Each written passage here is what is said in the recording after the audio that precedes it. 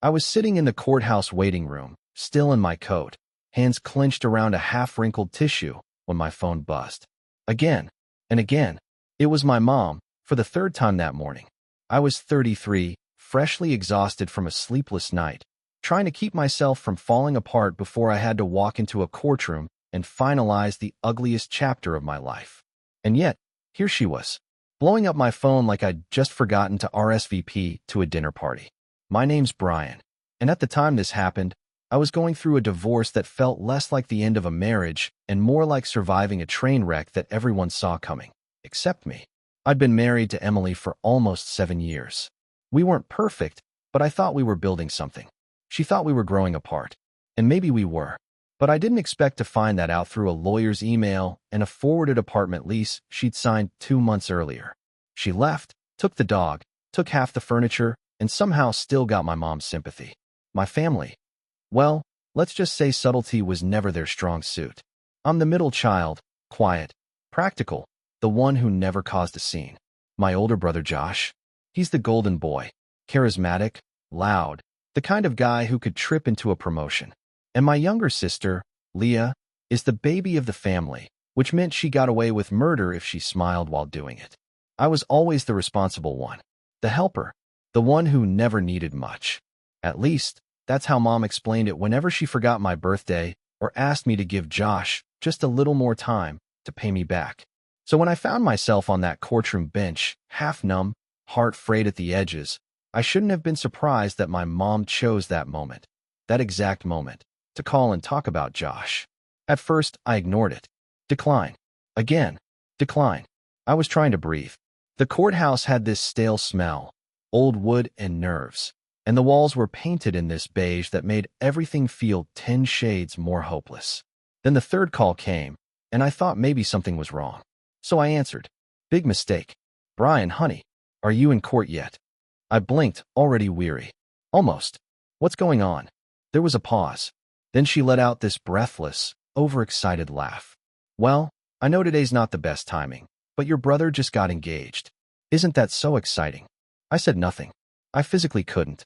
My jaw clenched so tight I thought I'd chip a tooth. And, now don't get all mopey, okay? This is his big moment. Don't make it about your situation. Her tone dropped slightly on situation, like she didn't want to say the word divorce aloud, in case it stained the air. Then she added, Here, let me put him on. He wants to tell you. Mom, Too late. There was a rustle, and then Josh's voice filled my ear, booming like he was on a stage. Bree, dude. So, I popped the question last night. She said yes. He laughed. It was at this rooftop bar downtown, super chill. I even had a violinist there, man. You should have seen it. It was perfect.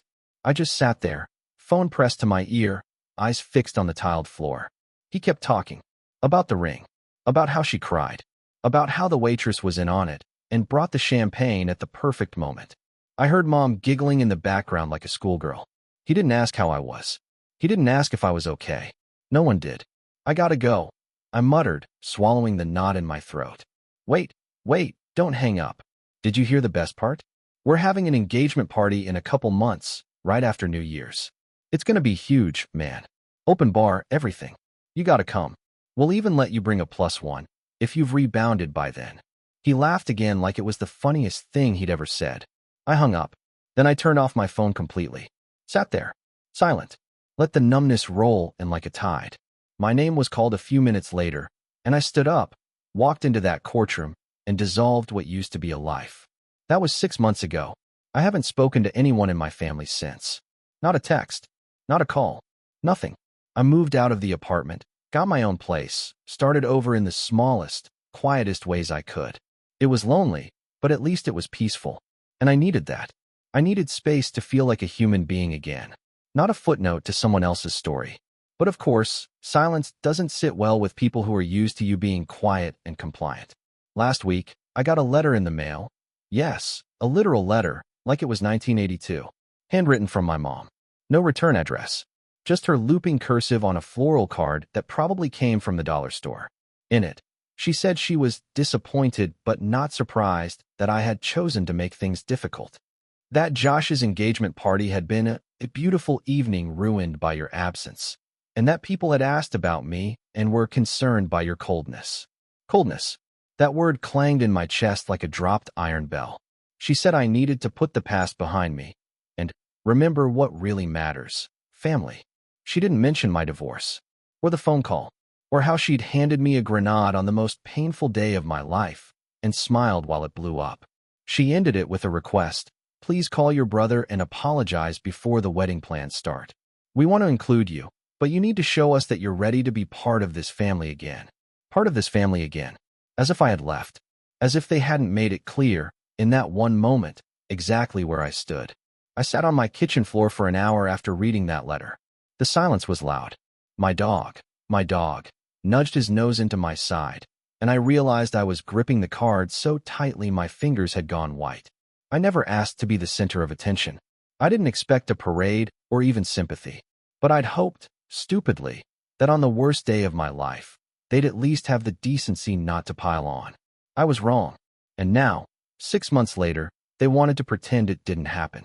That I was the problem for walking away from people who made it clear I didn't matter unless I was useful, cheerful, or invisible. But I wasn't planning to stay invisible anymore. And if they wanted a reminder of exactly how much I'd tolerated all these years, how much I'd let slide, smiled through, swallowed whole, then maybe it was finally time they saw the version of me they'd always underestimated. Because here's the thing, I didn't just miss the engagement party. I'd already started planning something else. Something they wouldn't see coming. Something they'd never forget. And the best part? They handed me the perfect opportunity without even realizing it. I didn't respond to the letter. I didn't text. I didn't call. I didn't send back one of those generic, got your note? Thanks replies that I used to send when I wanted to avoid conflict.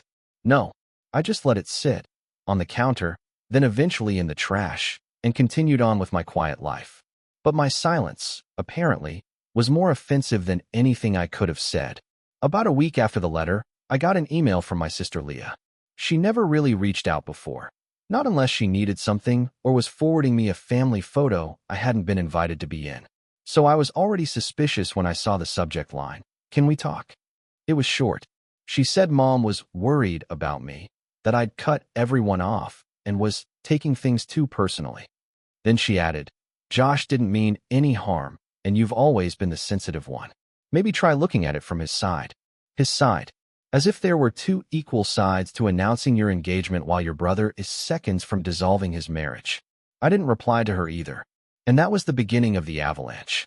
Because what I didn't realize back then, what I hadn't anticipated, is that when you stop playing your assigned role in a toxic family system, the rest of the cast starts to panic. The quiet middle child role? That was mine. The peacemaker.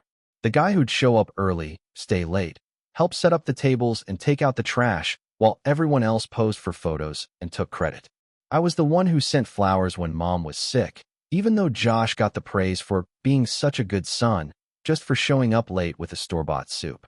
I was the one who lent Leah money 3 times for car repairs she never paid back, only for her to call me stingy when I asked her to stop shopping while she still owed me. So when I went dark, completely and without explanation, it wasn't just seen as withdrawal. It was seen as betrayal. They started testing the boundaries slowly. First, more emails. Then calls from numbers I didn't recognize. Then a text from Josh's fiancée, Amanda, saying, Hey, not sure if you got our invite, but we'd love for you to come to our engagement brunch next weekend. It won't be the same without you. Love. I stared at that message for a long time. Amanda was always fine. Surface level nice. But there was a sharpness to her niceness. The kind of person who compliments your outfit while staring at the stain on your shirt. She never liked me. Once, at Christmas, I brought a bottle of wine and she loudly asked, Did Brian actually bring something this year? Like it was some inside joke I hadn't been letting on. I didn't reply. Then came the guilt campaign. Mom left me a voicemail, first time in months, sniffling and saying she didn't understand why you're punishing us like this. She said the family had tried so hard to include me, and that she was disappointed I'd chosen to hold a grudge over something so small. That word again. Small. As if the fact that they emotionally blindsided me on one of the most traumatic days of my life was just a minor misstep. As if my pain was a paper cut they were tired of hearing about. The next week, I saw Leah post a family photo on Instagram from the brunch Amanda mentioned. Everyone was there. Mom, Dad, Josh and Amanda, Leah and her boyfriend. The caption read, "Family is everything," and I wasn't tagged. But I was in the comments. Well, sort of. Someone had commented, "Isn't your brother supposed to be in this?" And Leah replied with, "He's been going through a weird phase. Hopefully he comes around." A phase. As if healing from a gut-wrenching divorce and setting boundaries was a tantrum. But it wasn't until the group message that everything broke. See, I hadn't realized they'd added me back to the family group chat. I must have muted it months ago. And on a random Tuesday evening, while I was eating dinner alone, my phone buzzed with a flood of messages. Mom, hey everyone. Big family announcement. Josh, drum roll please. Leah, OMG, OMG, OMG, tell them. Mom, Josh and Amanda set the date. It's going to be September 14th at the Lakeside venue. It's going to be so beautiful. Josh, get ready, Bree. I'm making you best man, bro. I dropped my fork. Best man. I reread it 3 times. Then again, was this a joke? Some twisted attempt to draw me back in by pretending nothing was wrong? Mom, we'll be doing family photos early in the day, so don't be late this time. Leah, LOL, remember last time Brian was late and missed the whole cousin's pic. Josh, classic Bree. I felt my stomach twist. They weren't just brushing things under the rug. They were repaving the road like nothing had ever happened. Like I hadn't disappeared for 6 months. Like I was just expected to fall back in line, wear a tux, and give a toast about how happy I was for my brother. I left the chat without saying a word. The next day, I got a letter at work. It was hand-delivered to reception, sealed with one of those wax stamps like it was from some medieval royal family. Inside was a formal wedding invitation, white cardstock, gold lettering, the works. My name was printed in thick calligraphy. Brian Michael Caldwell, best man. There was a handwritten note inside. Josh's handwriting. I know things have been weird, but I want you there. You're my brother. Let's put the past behind us, yeah? The bachelor party's going to be insane. And you better have a killer toast ready. No excuses. Josh, I don't know what bothered me more, that he never apologized, or that he genuinely seemed to believe this would fix everything. That calling me best man would erase what they did. That ignoring the damage meant it never happened. That was the moment something shifted. Until then, I'd been numb, hurt, avoidant. But that moment sparked something colder, sharper. It wasn't just pain anymore. It was clarity. They weren't going to acknowledge what they'd done. They weren't even capable of it. And as long as I stayed silent, they'd keep rewriting the story to make me the problem. But I wasn't going to let that happen. I wasn't going to be their footnote. I started keeping a journal that night. Not just to vent, but to document. Every message, every voicemail, every veiled insult and quiet jab. Every time they tried to paint me as the unstable one. I wanted it all in one place. Not because I planned to confront them with it. Because I had something else in mind. See, a few weeks after my divorce was finalized, something unexpected happened. An old friend, Trevor, reached out. We'd gone to high school together, lost touch for years, but he'd seen my name on a local business article. I'd quietly been consulting on branding projects. Nothing flashy, just enough to keep the lights on. And his startup needed help. Long story short, Trevor's company took off. I helped him build the launch, refined his messaging, landed him 2 major clients. Last month, he made me his partner. That's when I realized I had leverage, real leverage, not just in business, but in status, in perception. And in this family, perception was everything. They'd spent years overlooking me. Now they'd regret it. But I wasn't going to scream.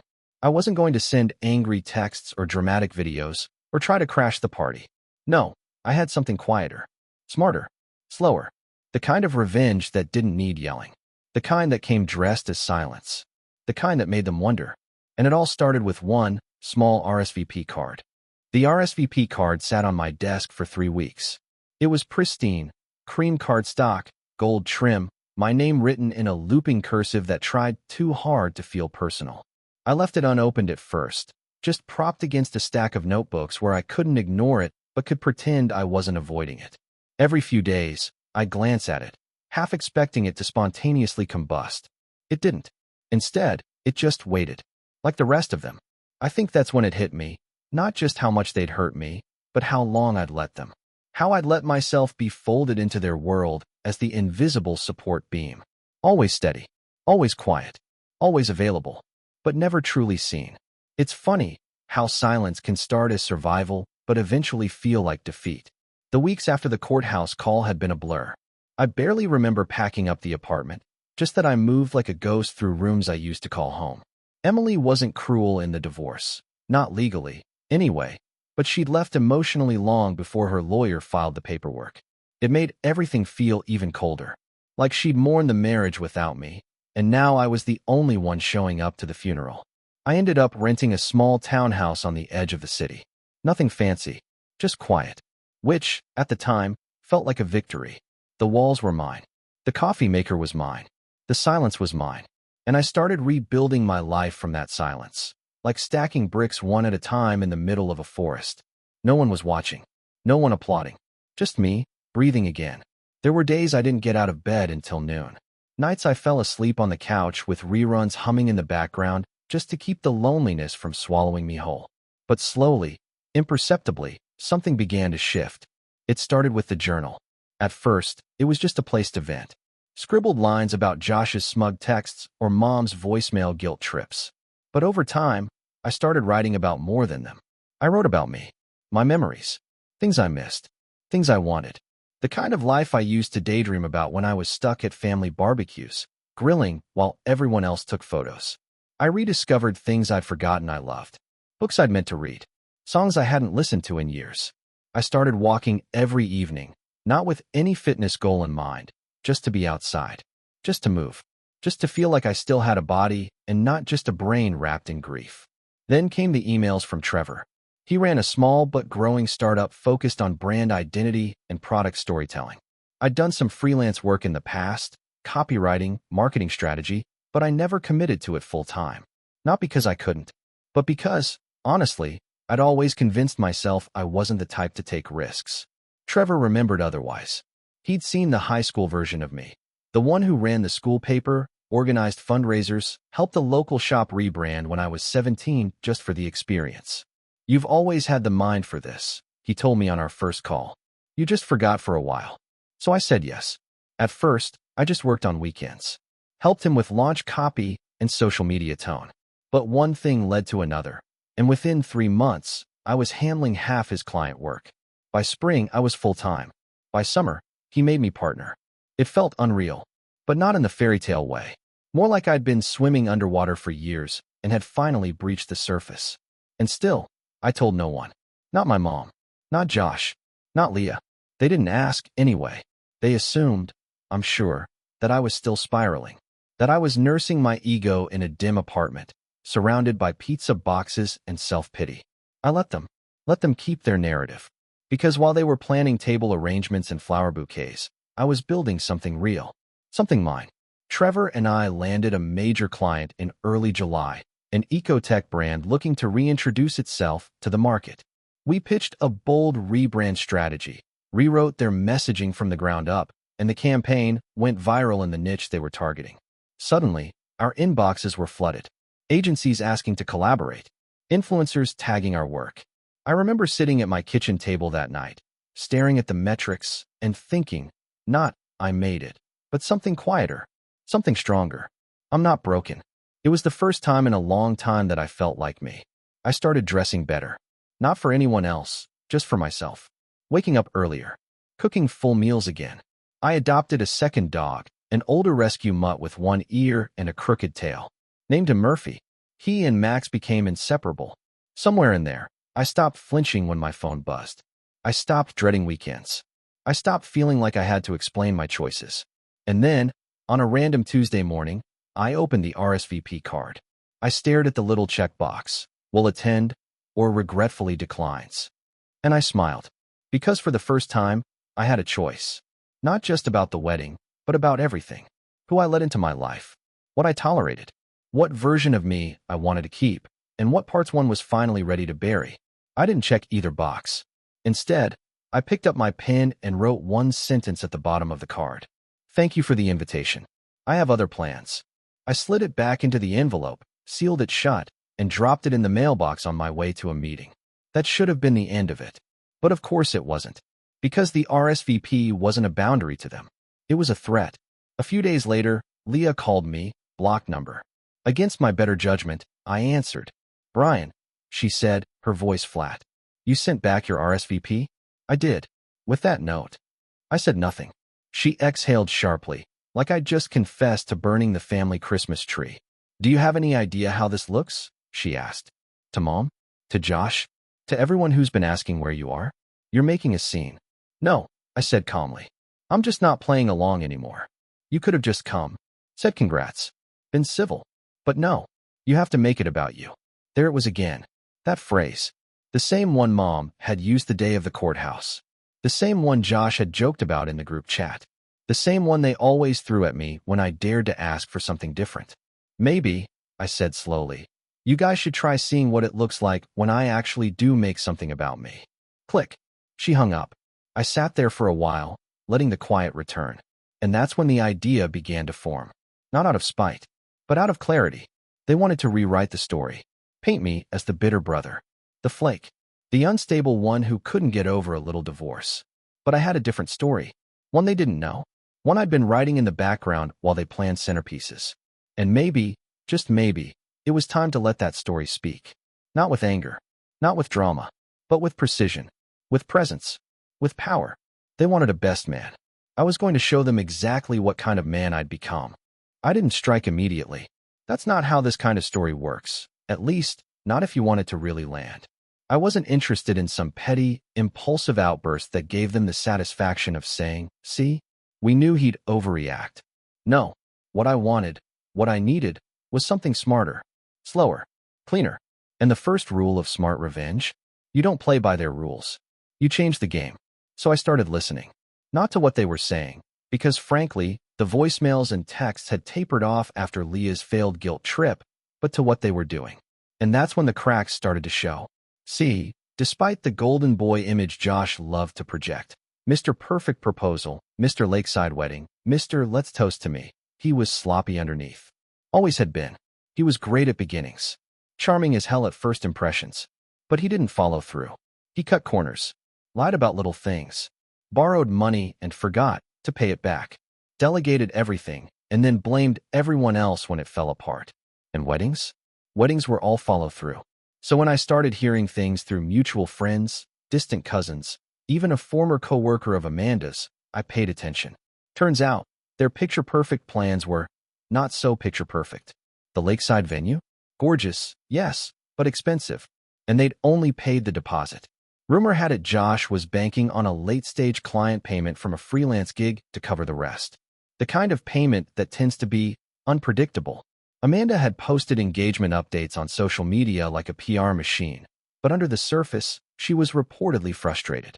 Said Josh was too laid back about the details, that he missed the second tasting, that he wanted to DIY the wedding website but hadn't built it yet, that she'd started footing more of the planning bills just to keep things moving. And then came the guest list. They were trying to impress. A lot of people. Josh had invited half his old college frat brothers, most of whom he hadn't spoken to in years, along with Amanda's extended family from 3 different states. The headcount had ballooned past 180, which wouldn't be a problem if they weren't trying to look rich while operating on a budget that said please don't open another credit card.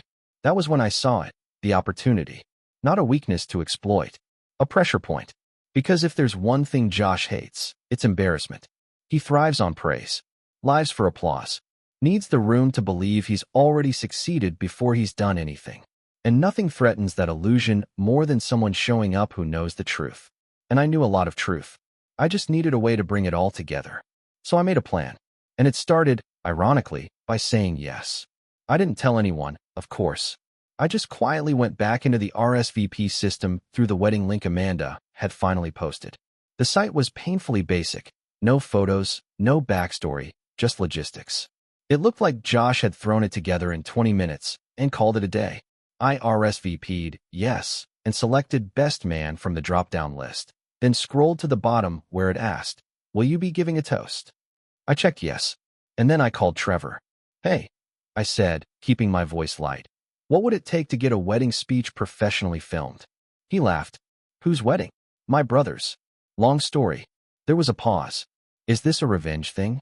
No, I said carefully. It's a truth thing. And Trevor, God bless him, didn't need any more explanation. He connected me with a guy named Marcus, a videographer who usually did brand shoots and corporate promos, but had a side hustle filming surprise proposals and lavish parties. We met for coffee. I laid out the idea. He grinned. I can make it clean. Classy. No drama. Unless you want it. I told him I didn't. Not overtly, anyway. I just wanted the moment captured. My version. My words. My face, not just frozen in the background of 1,000 smiling photos I wasn't meant to be in. He agreed. We set a tentative date. I booked a suit fitting. Started writing the speech. Not the real one. That came later. At first, I drafted what they'd expect. A few self-deprecating jokes, some brotherly anecdotes, a warm wish for the happy couple. The kind of toast that keeps everyone comfortable. But behind the scenes, I worked on the real version. The one that cut through the illusion like a scalpel. Meanwhile, I started making quiet moves. I went through old emails and texts, compiling a timeline of everything Josh had borrowed and forgotten. Money, favors, introductions. He'd leaned on me for years without ever returning the courtesy. I gathered receipts, screenshots, bank transfers. I wasn't planning to expose it publicly, at least, not yet, but I wanted it organized. I wanted to remember. Because that was the thing. They'd spent years banking on me forgetting. On me letting things slide. On me choosing peace over confrontation. But this time, I wasn't choosing peace. I was choosing memory. And then something unexpected happened. I got a call from Amanda. It was a Tuesday night, around 9:30. I let it go to voicemail at first. Then, curiosity winning out, I played it on speaker while folding laundry. Hey, Brian, it's Amanda. I know things have been weird, but I wanted to say thanks for RSVPing. Josh told me, and we were both surprised, in a good way. I really hope you're still up for the speech. It would mean a lot to him. And to me. Honestly, this whole wedding has been kind of stressful, and you've always had this calming energy. So, looking forward to seeing you. It was the nicest she'd ever sounded, which only confirmed my suspicion. She was worried. Maybe not about me specifically, but about everything. The money, the planning, the stress fractures forming behind Josh's smile. She wanted a buffer, someone to smooth things over, someone she thought would show up and behave. And I would, just not in the way they expected. I started assembling a small team, not for chaos, for presence. Marcus, the videographer, would attend as a +1 for one of my consulting colleagues, technically invited, but there with a purpose. He'd blend in, capture the speech, and leave before anyone asked questions. I contacted an old high school friend who now worked in local media, not as a journalist, but in event coordination. She owed me a favor. I asked her to connect me with the caterer Amanda had booked, just to confirm something. Turns out, Amanda had downgraded the menu recently. Quietly. The open bar was still advertised, but the catering had shifted to a cheaper tier, and they were counting on late RSVP declines to keep them under budget, which meant my yes was now technically a problem. Not a big one. Not on paper. But financially, they were cutting it close. I could have backed out, but I didn't, because sometimes just showing up costs them more than they're willing to admit. Meanwhile, I finished my speech. The final version was 4.5 minutes long. Not cruel, not aggressive, just honest. A retelling of two brothers, one who always shined, and one who always stood quietly in the wings. A story of growing up in someone's shadow and learning, slowly, to build your own light. A tribute not just to Josh's new chapter, but to my own. A reminder, for everyone listening, that silence isn't the absence of pain. It's the presence of endurance. I rehearsed it exactly 3 times. Then I printed it, folded it neatly, and slid it into the inside pocket of my jacket. And I waited. The wedding was 2 weeks away. I could already feel the tension in the air, like the static hum before a summer storm. They had no idea what was coming. But they would. Soon. And for once, I wouldn't be the one left standing in the background. The wedding was held at a lakeside resort about 45 minutes outside the city. It was the kind of place that looked magical in photos. Willows draping over the water, a dock lit with fairy lights, and an open-air pavilion for the ceremony. They'd rented the whole space for the weekend. It screamed luxury. But if you looked close enough, you could see the strain beneath the polish. When I arrived, I didn't linger. I didn't go around hugging people or making small talk with relatives I hadn't spoken to in years. I walked in quietly, handed my gift to the staff at the table, and made my way to the groomsmen's room. Josh was there, of course, center of attention, beaming, tie crooked, drink in hand. I hadn't seen him in person since before the divorce. "Brian," he shouted like nothing had ever happened. "Man, I wasn't sure you'd actually come." I said I would. I replied, calm and measured. "I keep my word." He grinned, clapping me on the back. "That's what I like about you. Always solid." I didn't answer. He didn't notice. The next few hours were a blur of ceremony prep, final touches, and chaos disguised as elegance. Amanda's side of the family was buzzing with tension, whispering about logistics, decorations, who hadn't arrived yet. I overheard one of her cousins mutter that the florist had sent the wrong centerpiece batch. The band was late, and the seating chart had to be adjusted last minute because someone unexpectedly brought an uninvited +1. Spoiler, that was Marcus, my videographer, attending quietly with my colleague Mara. He dressed down, camera hidden inside a small bag that looked like an extra lens case. No one noticed him. Perfect. The ceremony itself was fine. Vows were said. Amanda cried on cue. Josh fumbled through his lines with a smug charm that made the guests laugh. And when they were pronounced husband and wife, the crowd erupted into applause. But the real performance came later. At the reception, when it was time for the best man speech. I stood when the DJ called my name. The room quieted. I could feel hundreds of eyes on me. Family, strangers, people who hadn't seen me in a year and probably assumed I'd dropped off the face of the earth. I took my time walking to the mic, pulled out my folded speech, unfolded it slowly, and began. "Good evening. For those of you who don't know me, because I know a few of you don't, I'm Brian, Josh's brother." Polite laughter. "But for those of you who do know me, you might be surprised to see me standing here tonight.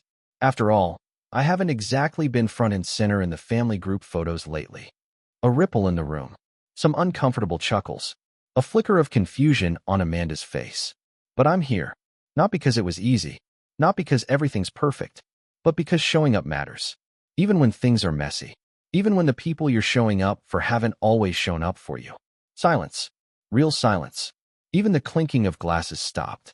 I kept going. Josh and I grew up in a house where he shined bright. He was loud, charming, fast-moving. He lit up every room. And me? I was the quiet one. The helper. The steady shadow. And for a long time, I didn't mind. I thought that's how things were supposed to be. I paused, eyes sweeping the room. But somewhere along the way, I realized that shadows aren't created by the people who walk in the light. They're cast by the people who block it. And sometimes, the hardest thing in the world is to step out of the role others assigned you and say, "That's not who I am anymore." Josh was no longer smiling. Amanda looked frozen.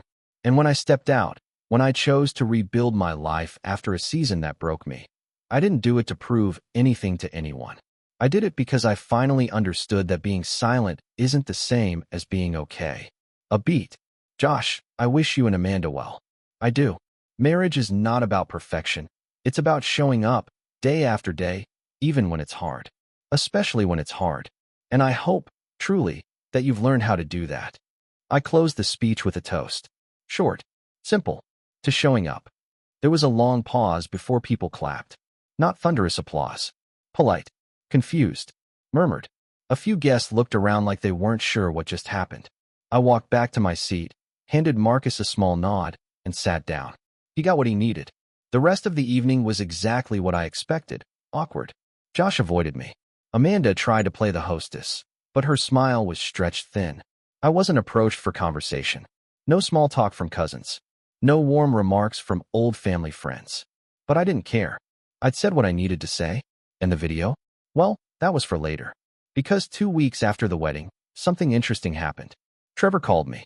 "You're not gonna believe this," he said, chuckling. "I just got an email from a major content site, like Buzzworthy tier. They saw Marcus's cut of the speech." My stomach flipped. Wait, how? Marcus posted it to his portfolio as a sample of intimate, narrative-driven event content. One of their editors stumbled on it. They loved the tone, the arc. They thought it was part of a new wave of wedding honesty. They know it's real. They don't care. They just want permission to feature it. Anonymously if you want. Or with a backstory. I thought about it. Then said, let them feature it. No names. Done. 2 days later, it was live. The wedding speech that silenced a room.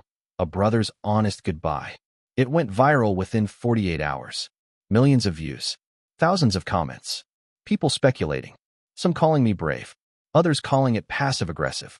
But most just said, I felt this in my soul. Josh saw it, of course. He called me the night it hit 1 million views. No hello. Just shouting. Are you insane? You used my wedding to pull some stunt? You humiliated me in front of everyone. No, I said calmly. I told the truth. For once. You're dead to me, Brian. And he hung up. I didn't call back. A few days later, I got a letter from Mom. No flowers this time. Just 5 words scribbled in her spiky, anxious handwriting. I don't recognize you anymore. And for the first time in my life, I read those words and smiled. Because she was right. I wasn't the same. I was someone who remembered. Someone who stood up. Someone who refused to play along with a script that kept him small. In the months that followed, I kept building. Business was booming. Trevor and I landed 3 new clients. I traveled for the first time in years. Italy, Japan, then Oregon to visit an old friend I hadn't seen since college. I still heard whispers from back home. Leah told mutual friends I'd gone Hollywood. Amanda made her Instagram private. Josh deleted all the wedding photos. But I never looked back. Because revenge wasn't the speech. It wasn't the video. It was becoming someone who didn't need their approval anymore. Who didn't flinch when they stopped clapping. Who learned to clap for himself. And that, more than anything, was what they never saw coming. Sometimes the best revenge isn't making them regret what they did. It's making them irrelevant to who you've become.